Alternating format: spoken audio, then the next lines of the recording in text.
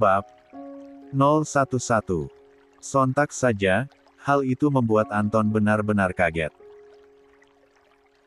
Lantas, untuk apa Anjani bersusah payah mempertaruhkan pernikahannya dengan Aryan demi saham itu jika ujung-ujungnya saham tersebut malah diserahkan kembali kepada Luna?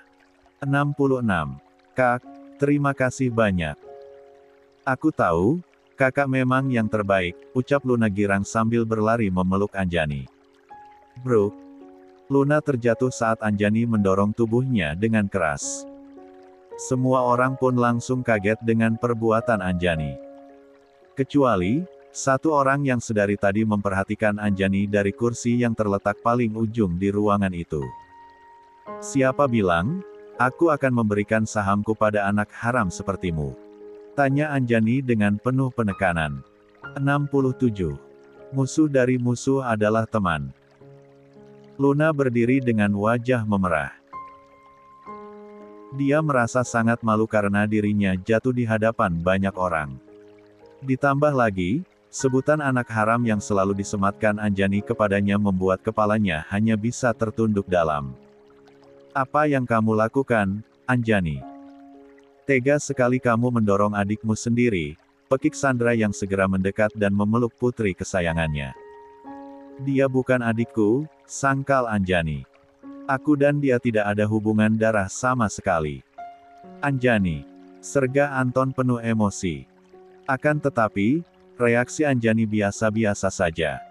Dia tak takut sama sekali dengan gertakan laki-laki itu. Toh, mereka sudah tak ada hubungan lagi. Jalinan kasih sayang antara anak dan ayah sebenarnya sudah lama terputus. Terhitung, sejak Anton membawa pulang Gundik dan anak haramnya ke istana Anjani dan sang ibu.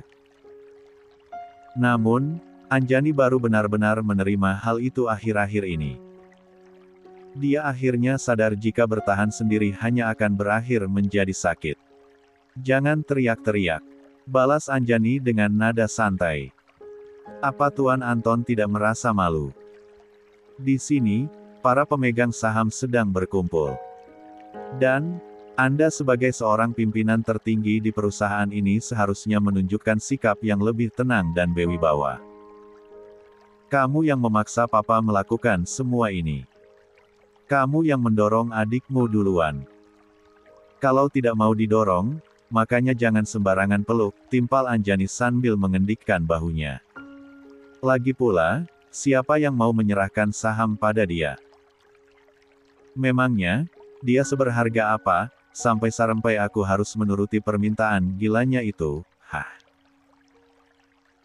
Manusia yang terlahir dari hubungan yang hina, tidak pantas memimpikannya sesuatu yang bukan haknya, lanjut Anjani dengan kata-kata yang semakin pedas. Jangan sembarangan bicara. Putriku, kamu juga diam. Serga Anjani sambil menunjuk wajah Sandra. Seorang wanita simpanan yang tiba-tiba memperoleh saham sebesar 5% di perusahaan ini, apakah masuk akal? Tanyanya dengan tatapan tajam. Apa maksudmu? Tanya Sandra sedikit gugup. Bukankah, kau dan laki-laki sialan ini? Anjani menunjuk Anton. Yang bersekongkol untuk merebut saham itu dari tangan ibuku.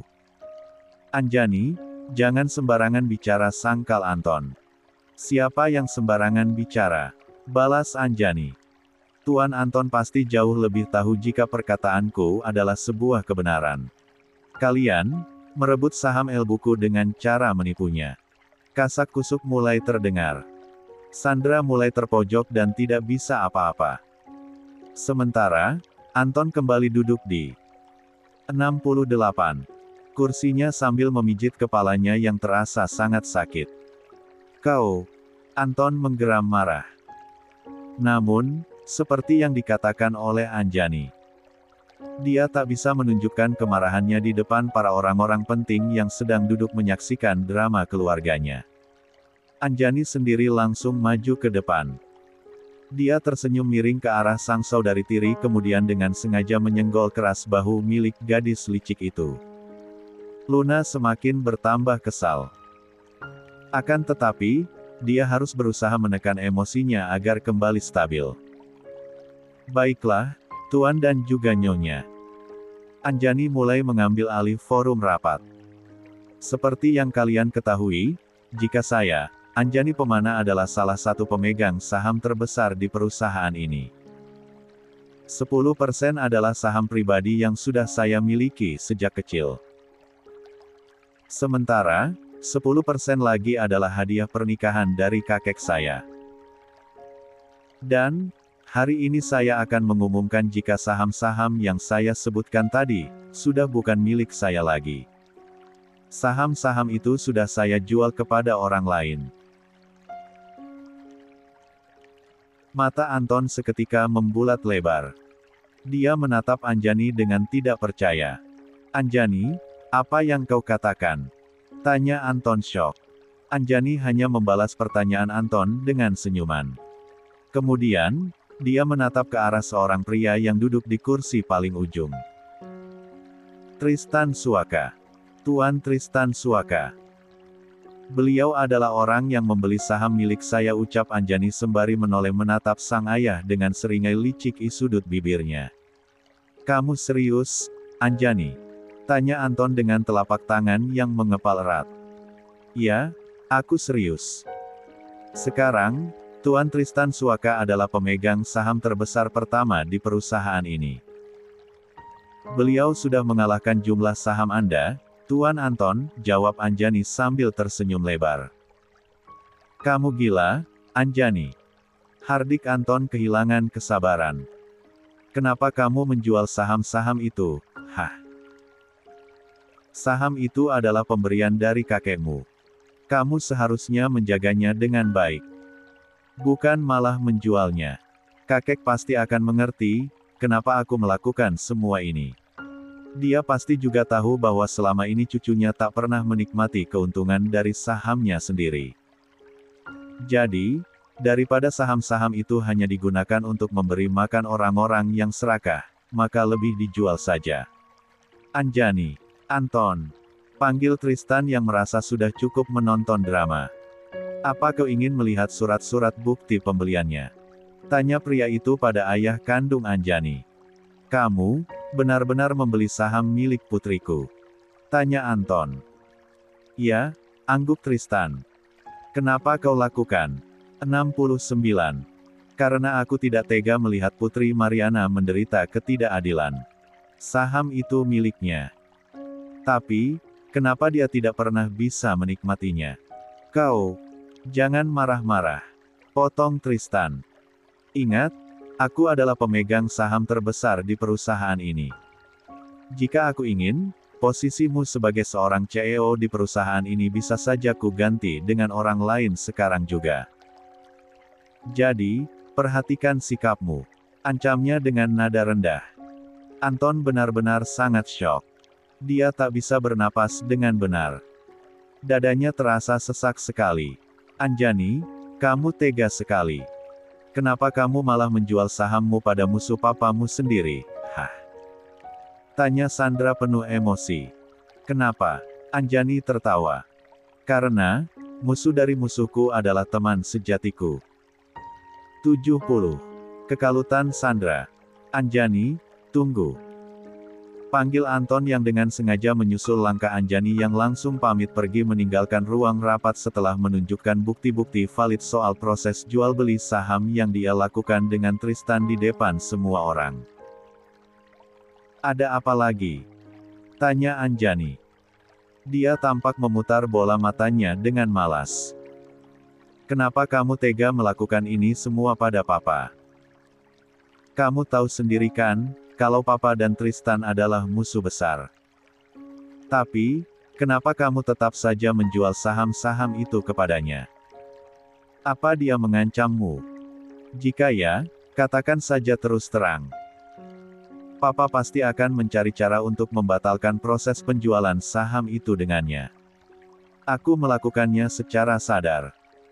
Bahkan, aku sendiri yang menawarkan saham milikku pada Tuan Tristan. Anton meneguk ludahnya dengan kasar. Dia tak pernah menyangka jika Anjani akan melakukan hal senekat ini. Perusahaan itu adalah perusahaan yang dibangun oleh kakek Anjani dengan perjuangan dan air mata. Bahkan, saat sang kakek masih hidup, pria tua itu berjanji bahwa pewaris perusahaan itu hanya Anjani seorang. Namun, Anjani yang sudah tahu akan semua itu tetap saja menjual sahamnya. Tega membuat perusahaan keluarga mereka jadi terancam keberadaannya. Anjani, apa kamu ingin menghancurkan perusahaan yang sudah susah payah kakekmu perjuangkan sepanjang hidupnya? Apa kamu ingin membuat perusahaan ini jatuh ke tangan pria jahat itu? Tanya Anton kepada sang putri. Daripada perusahaan ini jatuh ke tangan Luna, bukankah akan lebih baik jika perusahaan ini diambil alih oleh Tuan Tristan? Setidaknya, jika aku kalah, kalian juga tidak akan pernah bisa menang. Anjani, kamu benar-benar keterlaluan. Papa menunjuk Luna sebagai penerus karena dia memang pantas. Dia cerdas dan berpikiran luas. Relasinya juga banyak. Jika dibandingkan dengan kamu, Luna jauh di atas segalanya. Bolehkah Anjani menamparkan mulut pria itu? Meski darah Anton mengalir dalam darahnya, namun tetap saja Anjani tak bisa menahan emosi. Ya, terserah. Aku tidak peduli. Silakan tunjuk dia sebagai penerus. Itu pun, kalau para pemegang saham setuju. Kamu. Santai, Tuan Anton. Kata Anjani sambil menepuk bahu sang ayah. Ini baru pemanasan. Sebentar lagi, kejutan yang lain akan segera datang. Jadi, tolong siapkan mental dan fisik Tuan Anton dengan baik. Apa maksud kamu? Tanya Anton tak mengerti. Jujur saja, dia merasa merinding mendengar kata-kata Anjani. Nanti, Tuan Anton juga akan tahu, jawab Anjani. Sudah? Ya. Aku harus berangkat kerja dulu, pamitnya kemudian. Selamat tinggal, Tuan Anton. Jangan lupa jaga kesehatan. Kata-kata Anjani memang terdengar sangat sopan. Namun, ekspresi wajahnya jelas sekali sedang mengejek ke arah Anton. Lukanya sudah terendap cukup lama di alam bawah sadarnya. Dan, kini hati Anjani sudah kebas dan mati rasa untuk 71. Sang ayah. Pulang ke rumah, ekspresi wajah Sandra tetap saja terlihat pucat dan panik. Harapan untuk memiliki saham Anjani kini pupus sudah. Anjani ternyata cukup pintar. Dia langsung menjual sahamnya daripada dinikmati oleh Elbu Tiri dan juga adik tirinya. Sial. Kalau begini, aku harus apa? Pernikahan Luna sebentar lagi. Dari mana aku dapat uang untuk membeli souvenir yang bagus untuk para tamu nanti? Sandra memijit kepalanya yang terasa sangat sakit. Ponsel yang dia letakkan di atas nakas pun tiba-tiba berbunyi. Hal itu membuat Sandra tampak sedikit bersemangat. Bagaimana? Sudah ada kabar? Tanya Sandra to the point. Hati-hati, Sandra. Petra, dia berhasil kabur dari para pembunuh yang sengaja aku kirim. Sepertinya, dia akan segera mendatangimu. Tetaplah waspada.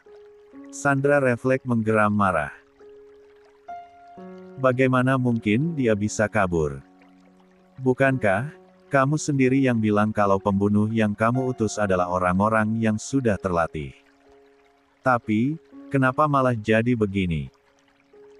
Kenapa orang-orangmu tidak becus semua, sih? Padahal, aku sudah membayar kalian dengan harga yang sangat mahal. Tapi, hanya segini kemampuan kalian, hah? Tanyanya dengan penuh kemurkaan. Aku minta maaf, Sandra. Tapi, kamu harus ingat kata-kataku. Berhati-hatilah. Jangan sampai kamu lalai. Tut. Panggilan diputus begitu saja. Hal itu semakin membuat Sandra jadi emosi. Dia refleks membanting ponselnya ke lantai. Benda itu langsung jadi rusak dalam sekejap. "Arggh!" teriak Sandra penuh emosi. Dia menjambak rambutnya sendiri saking kesalnya. "Mama, ada apa?" tanya Luna. Dia sedikit terkejut saat melihat sang elbu yang tampak sangat berantakan. Padahal, baru beberapa jam yang lalu, elbunya itu datang ke rapat penting perusahaan dengan penampilan yang rapi, anggun, dan cantik.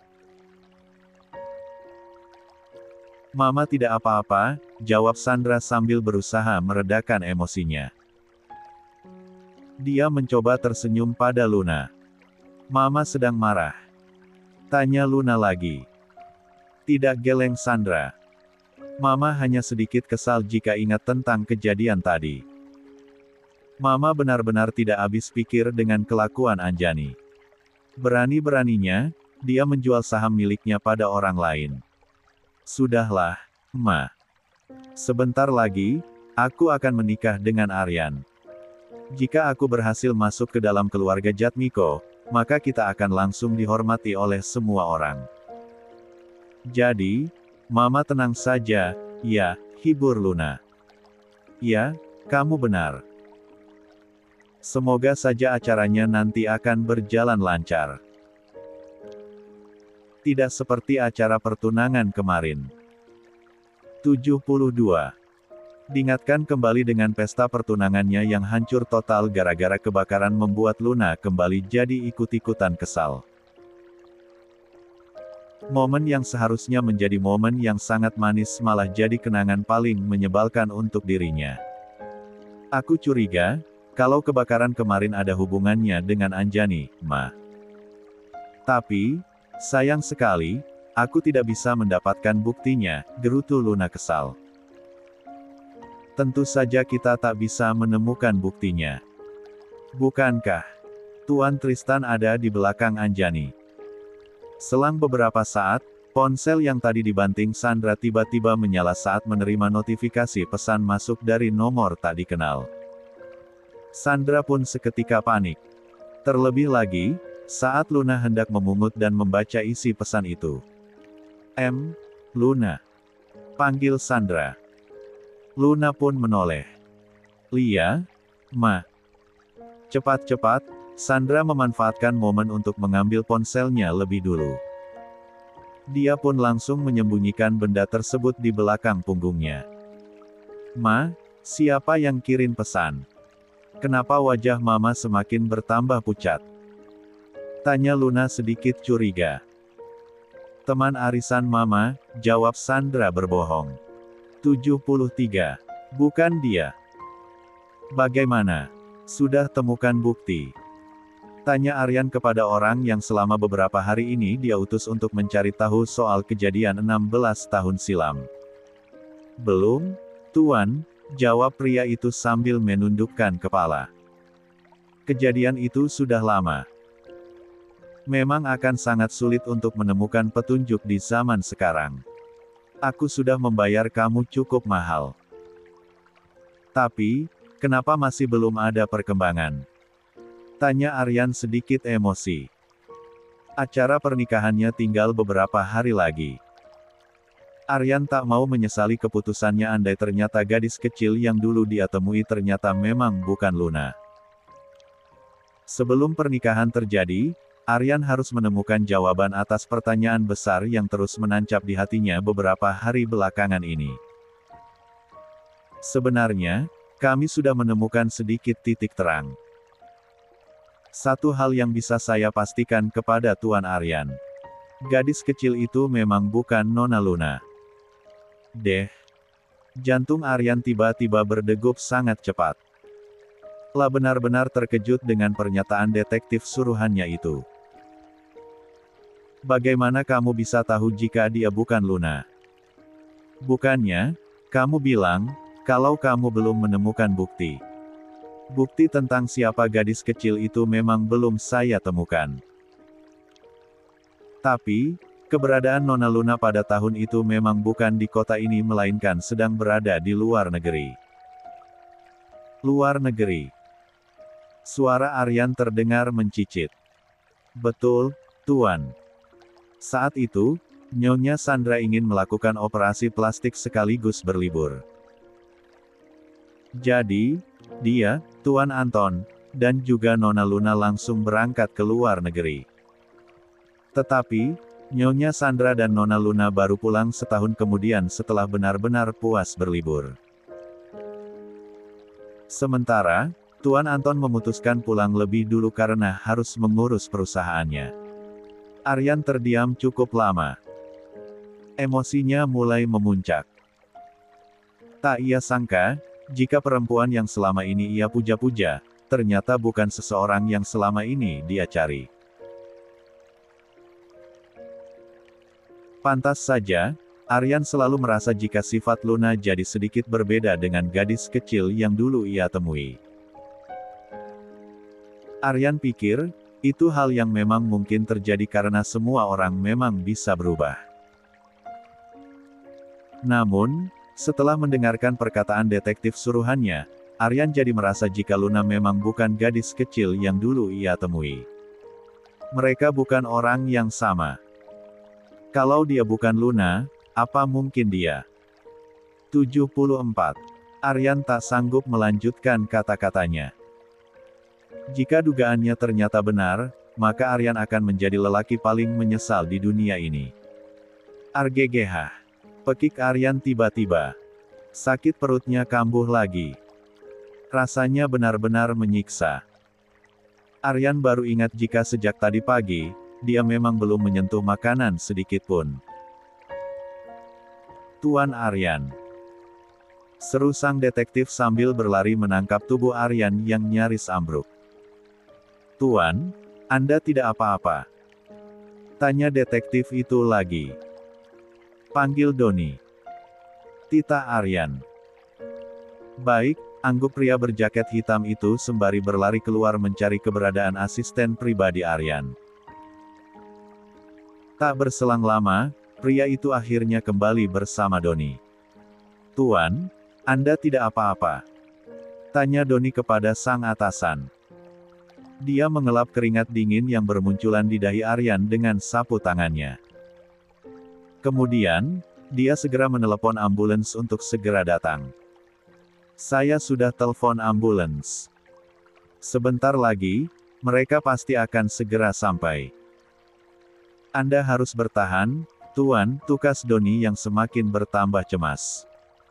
Pasalnya, wajah Aryan sudah semakin pucat. Pria itu terdengar meringis menahan sakit. Pada akhirnya, Aryan harus dirawat inap di rumah sakit selama beberapa hari. Sakit perutnya harus dipantau oleh tim dokter secara seksama. Takutnya, jika tak dirawat dengan benar, kondisi perut Aryan malah akan semakin parah. Ya ampun, Aryan. Kamu tidak apa-apa, kan? Bella, ibu kandung Aryan langsung mengharembur memeluk putranya begitu tiba di ruang rawat Aryan. Perempuan parubaya itu menangis terseduh-seduh. Sementara, Sandi Jatmiko, ayah kandung Aryan juga terlihat sama cemasnya dengan sang istri. Penyakitmu sudah tidak pernah kambuh lagi. Tapi, kenapa hari ini tiba-tiba jadi begini? Tanya Sandi kepada sang putra. Aryan diam saja. Dia juga tidak tahu kenapa sakit perutnya bisa kambuh. Apakah karena terlambat makan, atau justru karena terlalu stres? Atau, bisa jadi, karena gabungan keduanya. Pasti karena kamu jarang makan, kan? Tebak sang Elbu. Namun, Aryan tetap saja memilih diam. Kenapa akhir-akhir ini kamu jadi malas makan, Aryan? Lanjut sang Elbu bertanya. Tidak selera makan, Ma, jawab Aryan dengan suara lemas. 75. Tidak selera makan. Ulang sang Elbu.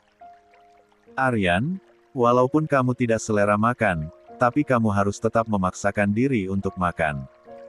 Ingat, acara pernikahanmu sebentar lagi. Jangan sampai hal yang sudah kita persiapkan dengan uang dan tenaga, malah jadi sia-sia. Ma, panggil Aryan. Kalau misalnya Aryan tidak jadi menikah, bagaimana? Ekspresi Bella langsung jadi terlihat aneh. Apa maksud kamu? Tanyanya. Apa kamu menyesal karena sudah menceraikan Anjani dan akan menikah dengan Luna, Aryan? Aryan refleks membuang muka ke arah lain, bukan seperti itu. Hanya saja. Jangan coba-coba untuk bertindak sembarangan, Aryan. Tak mengapa jika kita hanya menyinggung keluarga Permana. Tapi, jika kita ikut menyinggung nama keluarga Shailendra, maka kita benar-benar bisa tamat. Ma, tidak ada bukti jika Tante Sandra benar-benar keturunan Shailendra, ucap Aryan. Tidak mungkin detektif yang Mama sewa bisa salah, Aryan. Mama yakin sekali, jika Sandra memang keturunan Shailendra. Aryan pun tampak mendengkus kasar. Dia tidak tahu lagi harus mengungkapkan apa. Mama kamu benar, Aryan. Kamu sendiri yang memaksa untuk menikahi Luna. Sekarang, keinginanmu sudah terwujud. Tapi, kenapa kamu malah bertindak seperti ini?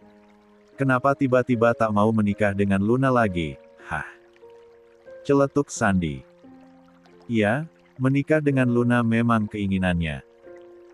Tapi, semua itu didorong oleh perasaan masa lalu yang masih Aryan jaga dengan teguh.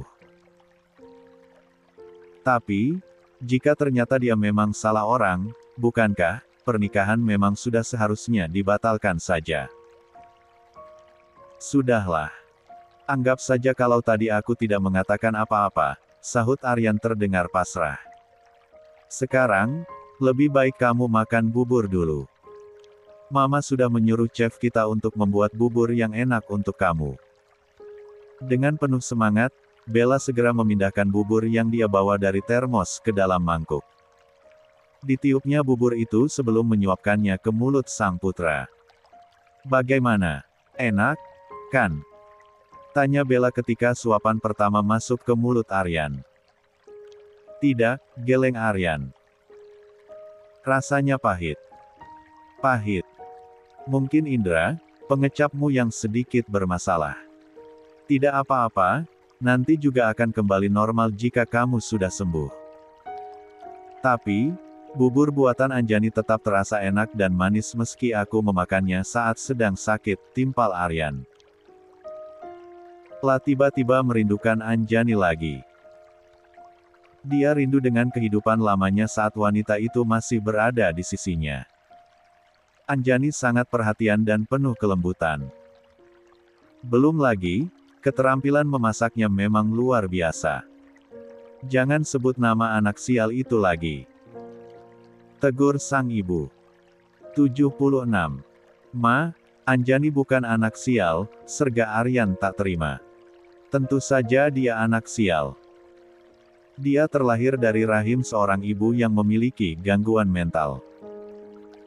Selain itu, dirinya juga dikucilkan oleh ayah dan ibu tirinya. Kalau bukan sial, lantas apa sebutan yang pantas untuknya? Hah? Balas sang Elbu dengan penuh emosi. Tiba-tiba, perempuan parubaya itu menyatukan kedua tangannya di depan dada sambil berdoa. Tuhan, tolong jangan biarkan anak sial itu kembali masuk ke keluarga kami. Aku mohon ya, Tuhan. Wanita hina seperti dia, tidak pernah pantas untuk putra kesayangan kami. 2. 77. Ada yang cemburu. Jantung Tristan berdegup kencang saat Anjani mengantarkannya ke sebuah tempat yang sangat asing. Di dalam tempat yang Anjani sebut sebagai lab rahasia itu, ada banyak orang berjaket putih dan mengenakan masker yang berlalu lalang. Setiap ruangan yang dilewati terasa penuh dengan cerita. Hingga pada akhirnya, Anjani membuka pintu ruangan terakhir yang langsung membuat mata pria berusia 58 tahun itu jadi berkaca-kaca. Di sana, Tristan dapat melihat sosok wanita yang dulu pernah hampir menjadi istrinya sedang berdiri menyirami bunga-bunga. Sosok wanita yang sudah ia cintai secara sepihak selama puluhan tahun lamanya. Bahkan, sampai detik ini, jantung Tristan masih berdetak kencang saat menatap wajah teduhnya. Mariana, lirik Tristan tanpa sadar.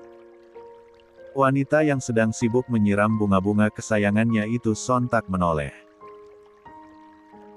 Dia terpaku sejenak, lalu tersenyum lebar ke arah Tristan. Tuan Tristan, lama nggak jumpa. Keduanya saling menatap. Anjani yang berdiri di samping Tristan dapat menyadari jika perasaan pria itu terhadap sang ibu benar-benar nyata. Tanpa sadar, Anjani tersenyum penuh haru. Ternyata, cinta sehebat ini, masih ada yang bertahan di era di mana perselingkuhan sedang marak-marak airnya. Aku akan tinggalkan Om Tristan dan Mama berdua saja. Silakan kalian bicara, ucap Anjani. Dia memberi kode kepada seorang perawat yang mendampingi sang ibu untuk ikut bersamanya. Membiarkan dua orang dewasa dengan kisah yang mungkin belum pernah selesai hingga detik ini untuk saling berbagi cerita. Mariana, bagaimana kabarmu? Tanya Tristan dengan suara bergetar. Matanya masih memerah. Dia duduk di samping Mariana dengan perasaan campur aduk. Sedih, senang, marah, sekaligus rindu. Untuk saat ini, aku sudah baik-baik saja, jawab Mariana sambil tersenyum. Maaf. Aku tidak tahu jika Anton ternyata tega menyiksa kamu sampai seperti ini. Andai aku tahu jika hidupmu tidak bahagia, mungkin sudah sejak lama aku menculikmu darinya. Telapak tangan Tristan mengepal dengan erat.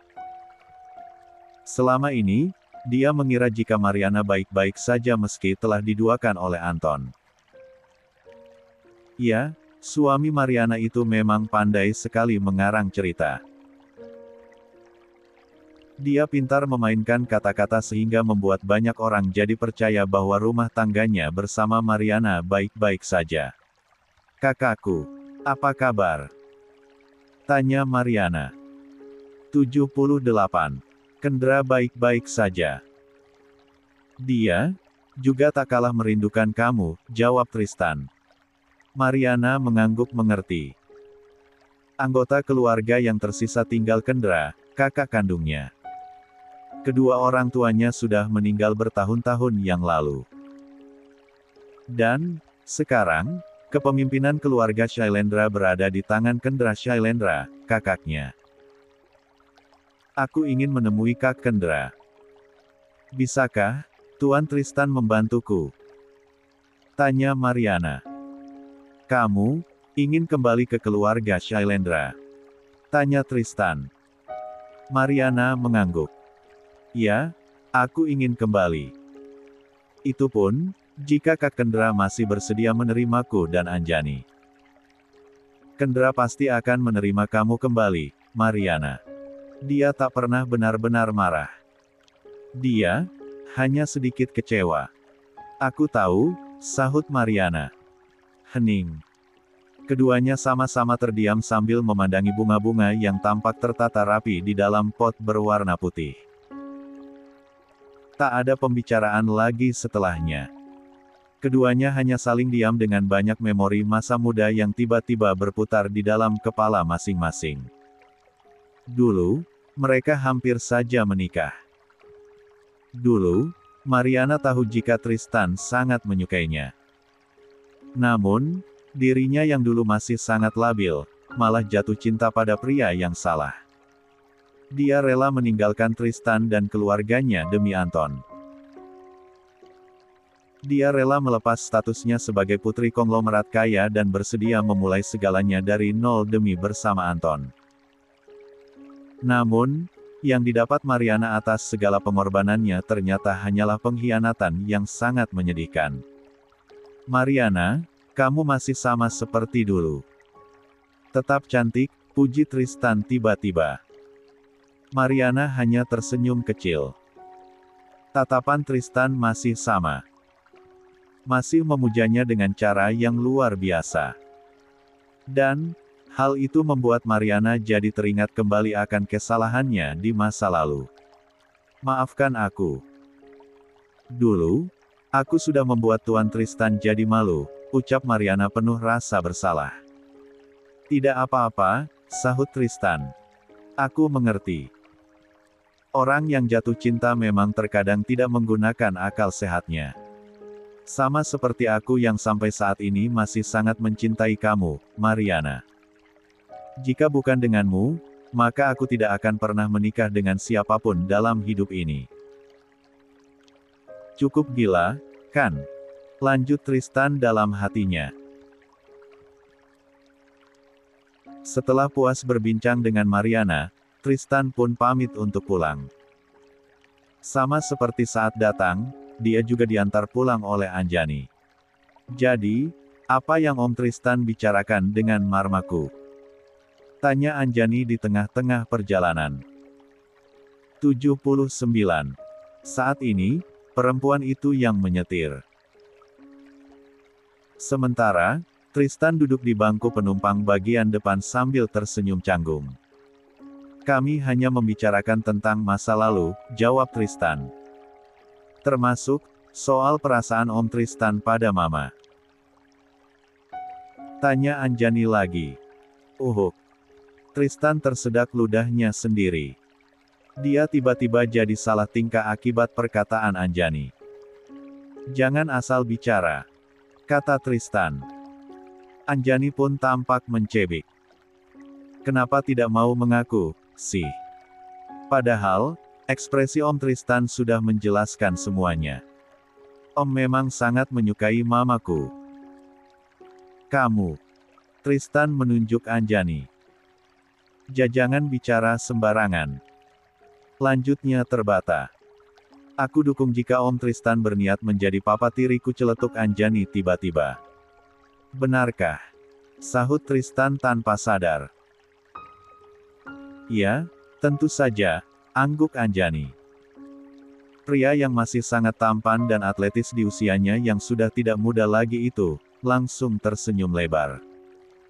Namun, sedetik kemudian, dia langsung sadar kemudian menutup rapat mulutnya.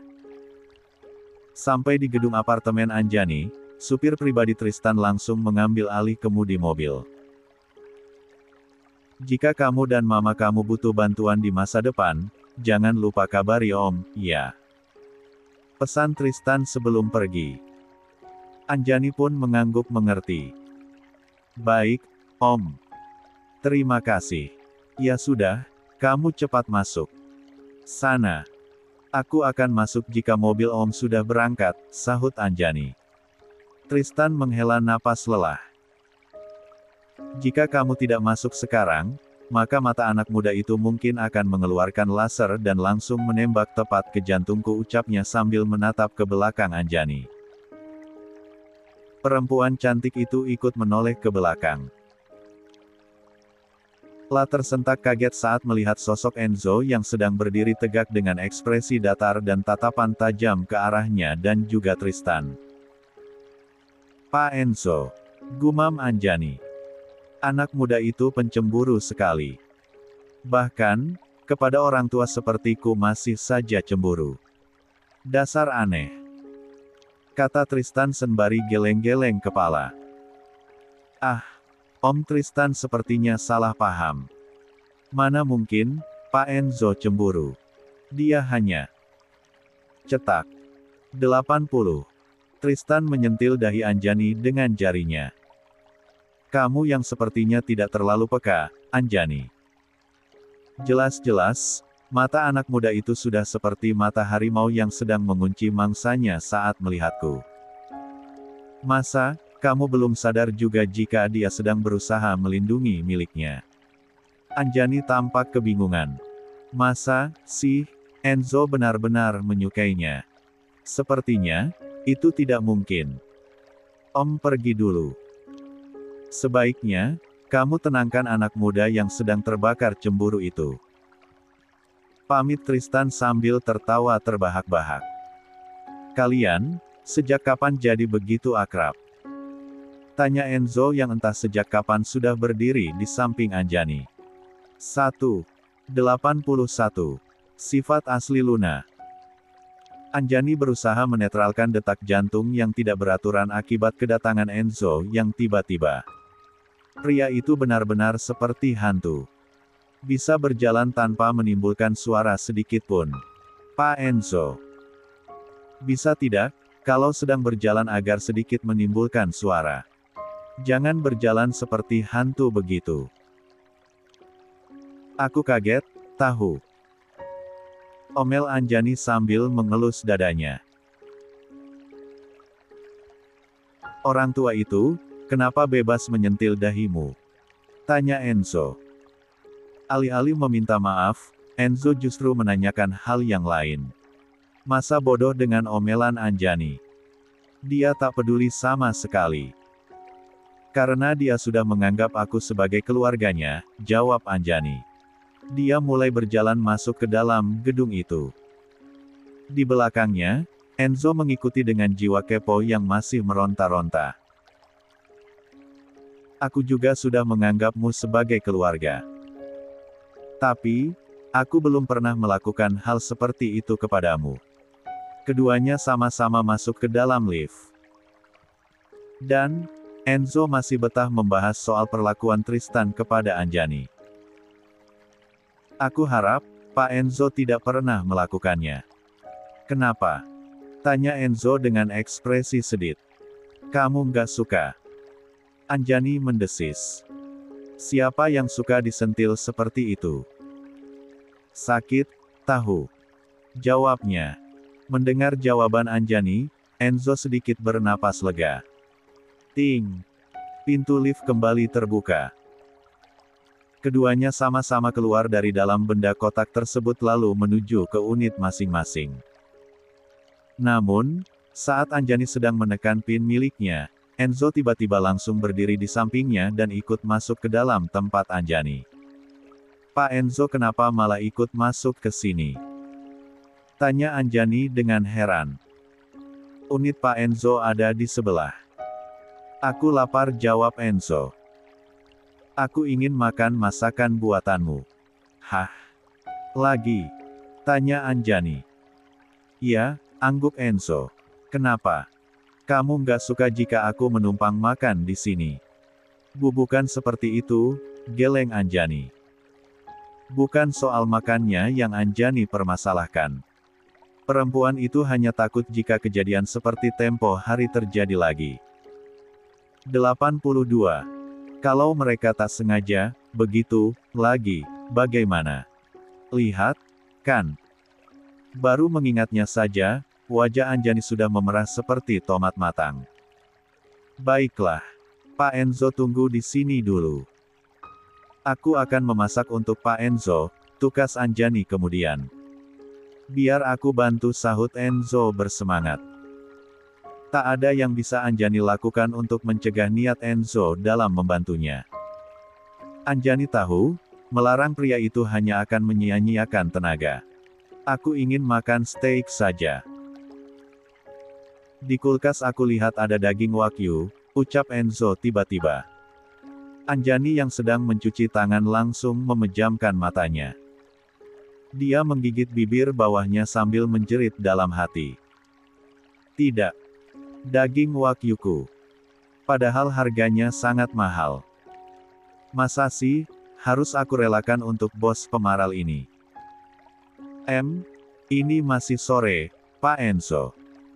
Bagaimana, kalau kita makan yang berkuah saja? Sup ayam, misalnya. Usul Anjani. Dia belum sempat memakan sedikit pun daging wagyunya. Masa, dia harus merelakan daging itu untuk sang atasan. Aku hanya ingin makan steak. Aku tidak ingin sup, tolak Enzo. Dia tetap pada pendiriannya. Dia ingin makan steak. Baiklah. Angguk Anjani sembari meringis. Tidak apa-apa. Ikhlaskan saja daging itu. Anggap sebagai bentuk rasa terima kasih karena Enzo sudah bersedia memberinya tempat tinggal sementara. 1. Kenapa wajahmu seperti tertekan begitu? Tanya Enzo saat menyadari perubahan ekspresi wajah Anjani. Hah? Masa? Tidak? Kok, jawab Anjani yang memaksakan diri untuk tersenyum. Apa Tuan Tristan berbuat sesuatu yang tidak pantas padamu? Tanya Enzo dengan curiga. Hah? Kenapa malah bawa-bawa Om Tristan, sih? Anjani balik bertanya. Om Tristan orang yang sangat baik. Dia tidak mungkin melakukan hal yang tidak baik terhadapku. Tampang Enzo langsung cemberut tak suka. Kamu selalu membela Tuan Tristan. Apa bagusnya sih, lelaki tua bangka itu di matamu? Tanya Enzo penuh rasa cemburu. Om Tristan memang orang baik. Dan, aku cukup menyukainya. Mulut Enzo menganga lebar. Dia tidak salah dengar, kan? Anjani menyukai Tristan. Jadi, selera Anjani yang seperti Tristan. Tapi, bukannya Tristan sudah tua. 83. Anjani, sebaiknya kita ke psikiater. Sepertinya, Aryan cukup memberi trauma yang sangat besar terhadap psikis kamu, seru Aryan dengan panik. Dia menarik tangan Anjani dengan cepat. Aku baik-baik saja. Tidak perlu ke psikiater, tolak Anjani. Di dunia ini, masih banyak lelaki muda yang kaya dan juga sukses. Tapi, kenapa kamu malah memilih orang tua seperti Tuan Tristan? Hah? Apa bagusnya dia, dibanding para lelaki muda itu, Anjani? Refleks, tatapan Anjani tertuju pada Enzo. Pak Enzo sedang bicara apa, sih? Tanyanya tak mengerti. Anjani, Enzo memegang kedua pundak Anjani. Daripada menyukai seorang pria tua yang umurnya sudah tak lama lagi, bukankah lebih baik jika kamu menyukai laki-laki muda sepertiku? Tolong sukai aku saja. Jangan laki-laki tua itu, Anjani. Dia sudah bau tanah, ucap Enzo panjang lebar. Pak Enzo bicara apa, sih? Jangan mengada-ada. Balas Anjani. Minggir. Aku ingin masak. Anjani segera melarikan diri dari Enzo. Terus berada dekat dengan pria itu sepertinya tidak baik untuk kesehatan jantungnya. Kak Aryan, bagaimana dengan gaun ini? Cantik, tidak? Luna berputar di depan Aryan supaya pria itu dapat menilai gaun pengantin yang sedang dikenakannya. Namun, pria yang duduk di sofa itu malah tidak memperhatikan. Lah sibuk melamun sedari tadi. Kak Aryan. Tegur Luna dengan wajah cemberut. Dalam sekejap, Aryan langsung tertarik dari lamunannya kembali ke dunia nyata. Apa? Tanya Aryan secara refleks. Luna menghentakkan kakinya. Kak Aryan kenapa malah melamun terus, sih? Sebenarnya, apa yang Kak Aryan pikirkan? Hanya masalah perusahaan saja, Luna, jawab Aryan berbohong. Soal perusahaan, bisa ditunda dulu, Kak Aryan. Pernikahan kita adalah yang terpenting. Kakak mengerti, kan? Aryan tersenyum sambil mengangguk saja. Selama dia belum menemukan bukti lain tentang gadis kecil di masa lalunya, maka dia akan tetap berpura-pura tidak tahu apa-apa di depan Luna. Lagi pula, Aryan juga ingin tahu, bahwa sejauh mana Luna mampu terus membohonginya. Jadi, gaun ini bagaimana? Bagus atau tidak? Luna bertanya sekali lagi. Bagus, angguk Aryan. 84. Ya sudah, aku akan pilih gaun ini untuk resepsi pernikahan kita nanti. Gadis itu tampak sangat antusias dengan pernikahan mereka. Sementara, Aryan justru semakin kehilangan minat di setiap detiknya. Buff. Saat keluar kembali dari ruang ganti, Luna tak sengaja bertabrakan dengan seorang pegawai di butik tersebut. Dalam sekejap, emosi Luna langsung naik. Dia refleks memaki pegawai butik itu dengan kata-kata yang teramat kasar. Punya mata tidak, sih? Dasar buta. Bodoh. Kamu tidak tahu aku ini siapa, hah? Aku adalah calon nyonya muda keluarga Jatmiko. Sedikit saja kamu berani membuatku jadi kesal, maka aku bisa membuatmu kehilangan pekerjaan detik ini juga. Maaf, nyonya. Ucap pegawai itu. Tapi, Anda sendiri yang jalan tidak lihat-lihat. Anda yang... Plak. Luna langsung menamparkan pipi pegawai perempuan itu. Hal tersebut membuat Aryan jadi sangat syok. Jadi, seperti ini rupa wanita pembohong ini. Melihat pemandangan itu, Aryan sontak tertawa tanpa suara. Dia benar-benar bodoh. Bisa-bisanya, matanya buta selama bertahun-tahun. Dasar pegawai rendahan. Kamu berani menyalahkan aku, hah? Kamu benar-benar ingin dipecat. Brak. Aryan langsung menggebrak meja. Dia pun berdiri lalu pergi begitu saja yang membuat Luna seketika jadi panik saat menyadari perbuatannya. Gawat. Aku lupa kalau Kak Aryan juga ada di sini.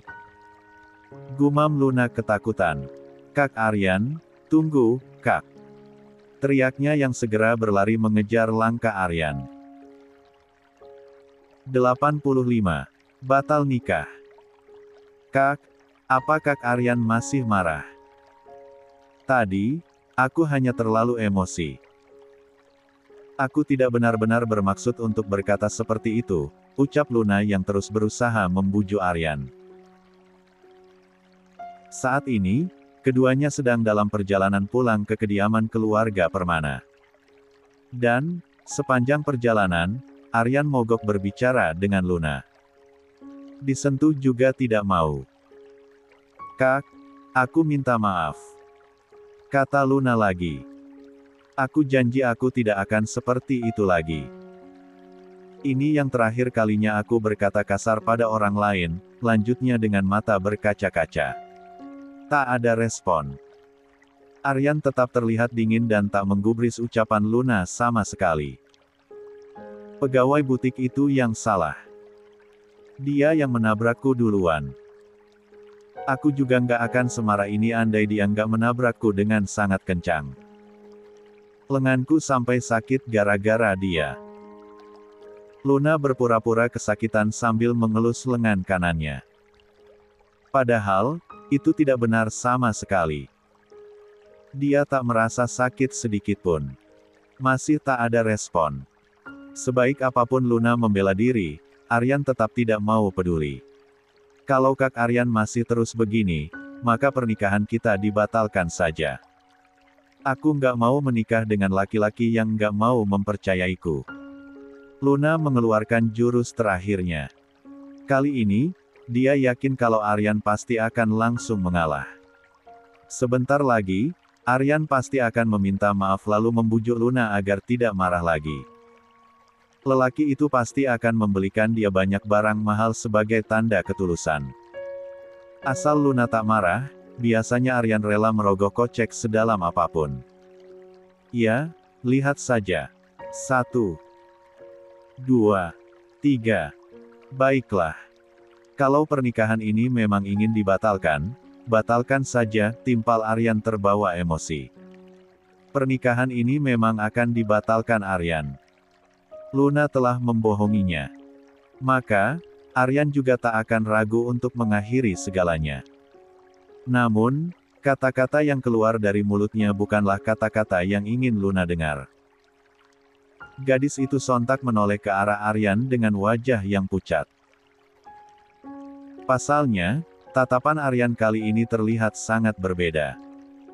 Cinta yang dulu selalu Luna lihat, kini perlahan telah sirna. Kak Aryan bilang apa? Tanya Luna dengan suara sedikit serak. Aku bilang, kalau kamu ingin membatalkan pernikahan ini, maka batalkan saja. Aku tidak masalah, jawab Aryan. 86. Mobil berhenti tepat di halaman rumah keluarga Permana. Namun, Luna masih belum beranjak juga dari tempatnya. Gadis itu mematung. Wajahnya terlihat semakin pucat. Kak, bagaimana mungkin kakak tega membatalkan pernikahan kita? Tanya Luna yang tiba-tiba menangis. Melihat itu, Aryan hanya memutar bola matanya malas. Baru kali ini, dia sadar jika Luna ternyata sangat menyebalkan. Bukannya, kamu sendiri yang ingin membatalkannya. Kenapa tiba-tiba malah menuduhku? Padahal, aku hanya mengabulkan permintaanmu, balas Aryan balik bertanya. Luna menghentakkan kakinya. Dengan kasar, dibukanya pintu mobil lalu berlari masuk ke dalam rumah sambil menangis. Melihat pemandangan itu, Aryan mengembuskan napas berat. Gadis itu nyaris membuatnya berkata kasar. Dasar kekanak-kanakan. Dengkus Aryan. La memerintahkan sang supir untuk mengantarnya pulang. Sementara itu, di dalam rumah, Luna masih menangis terseduh-seduh. Dia segera mencari kedua orang tuanya. Mengadu, bahwa Aryan sudah keterlaluan dan berniat membatalkan acara pernikahan mereka. Apa Aryan sudah gila? Pernikahan tinggal beberapa hari lagi dan dia berniat untuk membatalkannya hanya karena permasalahan kecil. Apa dia tidak memikirkan semua konsekuensinya? Keluarga kita bisa malu. Anton menggeram marah. Dia langsung terpancing emosi saat mendengar aduan putri kesayangannya. Lia, Pak, sahut Luna. Padahal, bukan aku yang salah. Aku marah karena pegawai itu benar-benar kurang ajar. Tapi, Kak Aryan malah membela pegawai itu dan memilih untuk memarahi aku. Ini tidak bisa dibiarkan, kata Anton.